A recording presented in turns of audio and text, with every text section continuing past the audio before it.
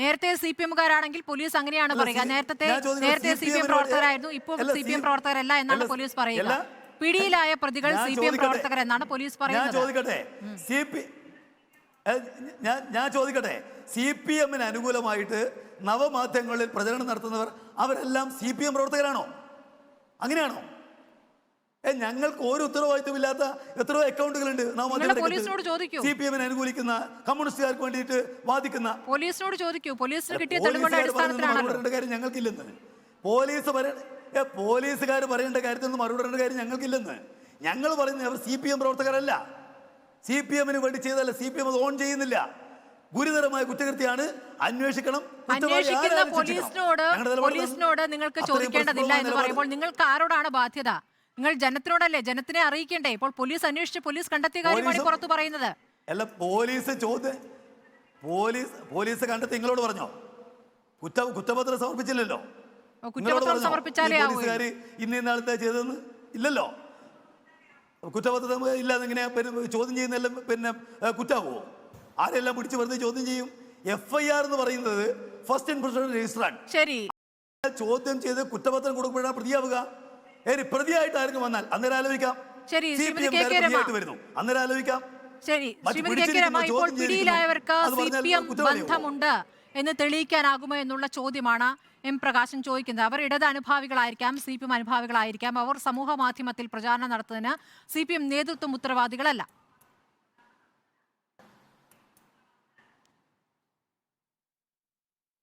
സ്മൃതി, CPM പ്രവർത്തകരാണ് എന്നുള്ളതിൻ്റെ നിരവധി തെളിവുകൾ പുറത്തു വരുന്നുണ്ട്. അതിൽ സോഷ്യൽ മീഡിയയിൽ തന്നെ നോക്കിയാൽ അതിൻ്റെ തെളിവുകൾ നമുക്ക് കാണാൻ സാധിക്കും. ഇവിടെ ഒരു ചിത്രമുണ്ട്, സോഷ്യൽ മീഡിയയിൽ വന്നതാണ്. CPM-ന്റെ റെഡ് വളണ്ടിയർ ക്യാപ്റ്റനാണ് ഇതിലെ പ്രധാന പ്രതിയായി പിടിക്കപ്പെട്ട അമൽ എന്ന് പറയുന്ന ചെറുപ്പക്കാരൻ. CPM-ന്റെ റെഡ് വളണ്ടിയർ ക്യാപ്റ്റൻ, അതിൻ്റെ ക്യാപ്റ്റൻ റെഡ് വളണ്ടിയർ മാർച്ച് നടത്തുന്ന ഫോട്ടോസ് ഇത് സോഷ്യൽ മീഡിയയിൽ വരുന്നുണ്ട്. ഇതൊന്ന് പ്രകാശ് മാഷ് കാണണം. ഇതല്ലാന്ന് എങ്ങനെയാ പറയുക? ഈ അമൽ DYFIയുടെ യൂണിറ്റ് സെക്രട്ടറിയാണ്. തെളിവ് വേറെ എന്ത് വേണം? യൂണിറ്റ് സെക്രട്ടറി ആയിട്ട് വന്നതിൻ്റെ വാർത്തകൾ ഇതിനകത്തുണ്ട്. മറ്റൊന്ന്, ഈ പ്രതികളൊക്കെ TP ചന്ദ്രശേഖരൻ വധക്കേസിലെ പ്രതികളുമായി അടുത്ത ബന്ധം പുലർത്തുന്നവരാണ്. അതിൽ കൊടിസുനിയുമായിട്ട് ഈ പ്രതികൾ നിൽക്കുന്നതിൻ്റെ ഫോട്ടോ സോഷ്യൽ മീഡിയയിൽ വരുന്നുണ്ട്. പരിശോധിക്കണം, അത് പോലീസും പരിശോധിക്കണം. അത് മാത്രമല്ല, മറ്റൊന്ന്, ഹൈക്കോടതി ഏറ്റവും അവസാനം ശിക്ഷിച്ച Kunnothuparamba local committee member Jyothi ബാബുവുമായിട്ട് ഈ പ്രതികൾക്ക് എന്താണ് ബന്ധം എന്നതിനെ സംബന്ധിച്ച് പോലീസ് പരിശോധിക്കണം. ജ്യോതി ബാബുവിൻ്റെ ഫോൺ കോൾ ഉൾപ്പെടെ പരിശോധിക്കാൻ പോലീസ് തയ്യാറാകണമെന്നാണ് എനിക്ക് ഈ അവസരത്തിൽ ആവശ്യപ്പെടാനുള്ളത്. കാരണം ഷിജാൻ എന്ന് പറയുന്ന ഈ കേസിലെ ഒരു പ്രതി, ഈ ഷിജാൻ ജ്യോതി ബാബുവിൻ്റെ ഒരു അദ്ദേഹം ക്രഷർ യൂണിറ്റുകൾ നടത്തുന്നുണ്ട്. അതിൻ്റെ ഒരു യൂണിറ്റിൻ്റെ മാനേജറാണ്. DYFIയുടെ യൂണിറ്റ് സെക്രട്ടറിയാണ് അദ്ദേഹം. ഈ കേസിലെ 10 പ്രതികളിൽ ഒരാളാണ്. എങ്ങനെയാണ് ഇവരുമായിട്ട് ഇത്ര അടുത്ത ബന്ധം ഈ പ്രതികൾക്കുണ്ടാകുന്നത്? അത് പരിശോധിക്കണം. ഒരുപക്ഷെ ഞാൻ പറയുന്നത് ഈ ജ്യോതിബാബുമായിട്ടൊക്കെ അടുത്ത ബന്ധം ഈ പ്രതികൾക്കുണ്ട്.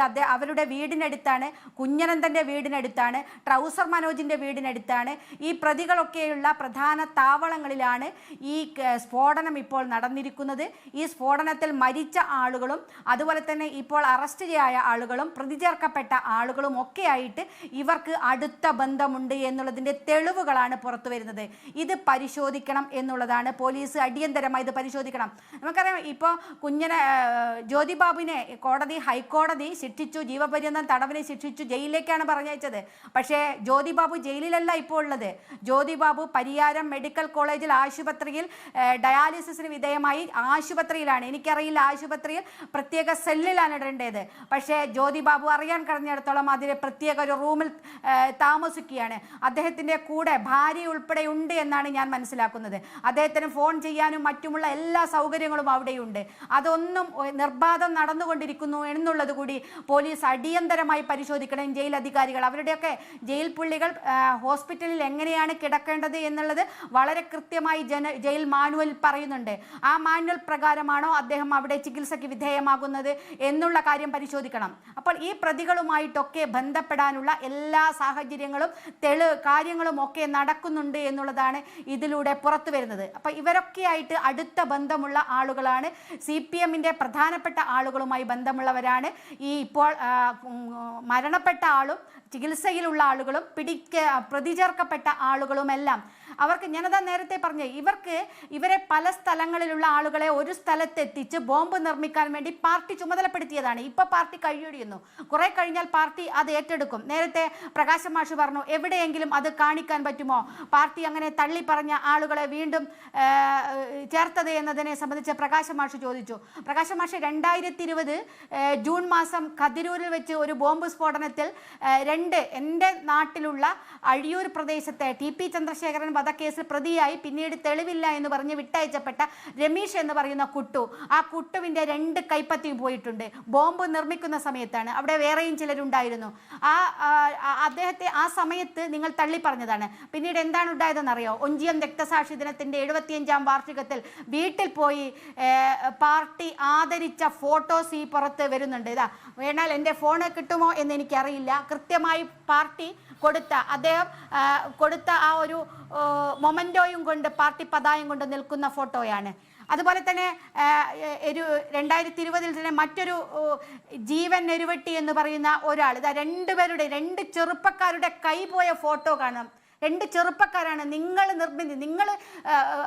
ഏർപ്പെടുത്തുകയാണ്, നിങ്ങൾ ഏർപ്പെടുത്തി കൈ പോവുകയാണ് ഈ ചെറുപ്പക്കാരുടെ ബോംബ് നിർമ്മിച്ച്. എന്തിനാണ് ഈ ചോരക്കളിക്ക് നിങ്ങൾ ഇനിയും നിൽക്കുന്നത്? പ്രകാശ് മാഷ് കുറേ കണക്ക് പറഞ്ഞല്ലോ. പാർട്ടിയുടെ കുറേ ആളുകളെ കൊല ചെയ്തിട്ടുണ്ട്, പാർട്ടികൾ ഒരുപാട് നഷ്ടം പറ്റിയിട്ടുണ്ട്. എൻ്റെ മാഷെ, അങ്ങനെയാണെങ്കിൽ നിങ്ങൾക്കിത് നിർത്തിക്കൂടെ? എന്തിനാണ് നിങ്ങൾ വീണ്ടും ഇതിനകത്തേക്ക് തന്നെ തിരിഞ്ഞുകൊണ്ടിരിക്കുന്നത്? എവിടെ അവസാനിക്കുന്നു നിങ്ങൾ? എത്ര ചർച്ച ചെയ്തു നമ്മൾ ഈ കേരളവുമൊക്കെ ഈ ഒരു കൊലപാതകത്തിനെയും ഈ ഒരു അക്രമത്തെ സംബന്ധിച്ച്, ഈ ബോംബ് രാഷ്ട്രീയത്തെ സംബന്ധിച്ച് ഒക്കെയുള്ളത് എവിടെ അവസാനിപ്പിക്കാൻ സാധിക്കുന്നു നിങ്ങൾ?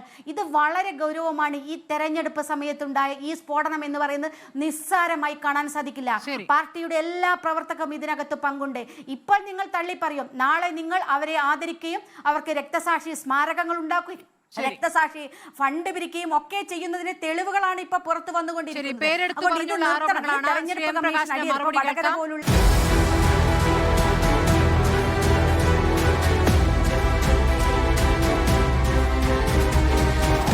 ഡിബേറ്റ് വിത്ത് സ്മൃതി പരുത്തിക്കാട്.